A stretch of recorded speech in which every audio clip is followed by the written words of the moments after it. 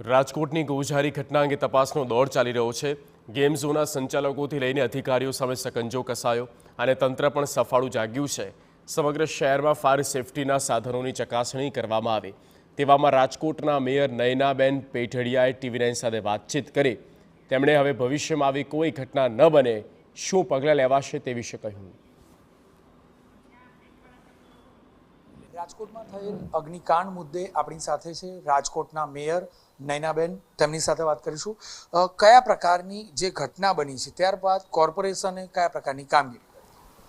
અગ્નિકાંડની જે ઘટના બની છે એ ઘટનાની અંદર કોર્પોરેશન જ્યારે આગ લાગી ત્યારે તરત તાત્કાલિક ધોરણે લગભગ 5 થી 7 મિનિટની અંદર આખું કોર્પોરેશન રાજકોટના તમામ ઝોનમાં જે આપણે ફાયર સેફટીવાળા સાધનો લઈ અને આગ બુઝાવવા માટેના પ્રયત્ન કરેલા હતા અને ખૂબ જહેમત ઉઠાવેલી હતી। કાર્યકર્તાઓ જે આ ઝોનની અંદર સંકળાયેલા છે તમામ બોમ્બા લઈને સીધા ત્યાં પહોંચી ગયા હતા અને આગ ઠાળવા માટેના સખત પ્રયત્ન પણ કરેલા હતા। હવે આગામી સમયમાં આ પ્રકારની ઘટના ન થાય તે માટે કોર્પોરેશન કયા પ્રકારની અગમચેતીના પગલાં લઈ રહ્યું છે? આગામી આવી ઘટના ન બને તેના માટે કોર્પોરેશન દ્વારા આવી બધા જે ઝોન ચાલતા હશે, હોટલો હશે, શાળા, મોટી શાળાઓ હશે, કોલેજો હશે, ત્યાં ફાયર સેફટીના સાધનો છે કે કેમ તેને જો નહીં હોય તો નોટિસ આપવામાં આવશે અને લગાવવા માટે ફરજિયાત ફાયર સેફટીના સાધનો લગાવવા તેની તકેદારી માટે પગલાં લેવામાં આવશે।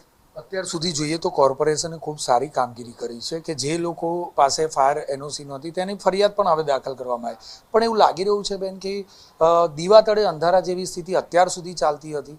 આટલા એકમો ફાયર એનઓસી વગર કઈ રીતે ચાલી શકે, આપને લાગે છે? આ પ્રકરણમાં આપણે જોઈએ તો અત્યારે ખરેખર આ ફાયર સેફટી દર વખતે રિન્યૂ કરાવવાનું થતું હોય છે, પણ જ્યારે સંચાલકો આવું બધું કામ કરતા હોય છે ત્યારે ચાલશે, થઈ જશે, એના ભૂલને કારણે અન્ય કોઈ બનાવ ન બને તેના માટે થઈને આ તાત્કાલિક ધોરણે ફાયર સેફટી છે એ ઉપલબ્ધ કરાવવામાં આવશે। જેને ફાયર સેફટીના સાધનો વસાવેલા ન હોય અને ફાયર સેફટી લગાવેલી ન હોય અને રિન્યૂ ન કરેલા હોય તેમને નોટિસ આપવામાં આવશે। અધિકારીઓની ક્યાંક મિલીભગત હોય તો જ આ પ્રકારનું શક્ય બને એવું આપ માનો છો કે ફાયર એનઓસી કોઈ પણ એકમ હોય, આ ગેમ ઝોનની તો વાત હતી, પણ એ સિવાય પણ અધિકારીઓની મિલીભગત હોય તો જ શક્ય બને? મેયર તરીકે આપ માનો છો? આમ તો હું કેમ કે કહી શકું નહીં, કેમ કે જ્યારે આ બધું બનેલું છે એ પૂર્વમાં બનેલું છે, પણ તકેદારી તો 100% આપણે રાખવી જ જોઈએ, કેમ કે આમાં લોકોને જાનહાનિ થઈ છે। મને ખૂબ દુઃખ થયું છે જે બાળકો આ અગ્નિકાંડની અંદર હોમાઈ ગયા છે તે ભલે મારા નથી, પણ જેની માતા અને જેના પિતાને આ આક્રંદ થયું હોય એની લાગણી મને ખૂબ છે, કેમ કે અંતે તો એ બાળકો અમારા પણ પોતાના હતા। ટૂંકમાં કહીએ તો હવે કોઈ પણ પ્રકારે ફરીથી આ પ્રકારનો અગ્નિકાંડ ન બને કે અન્ય કોઈ પણ દુર્ઘટના ન થાય તે માટે રાજકોટ મહાનગરપાલિકા કટિબદ્ધ છે અને કડકમાં કડક પગલાં લેવા માટેની તૈયારીઓ કરી છે।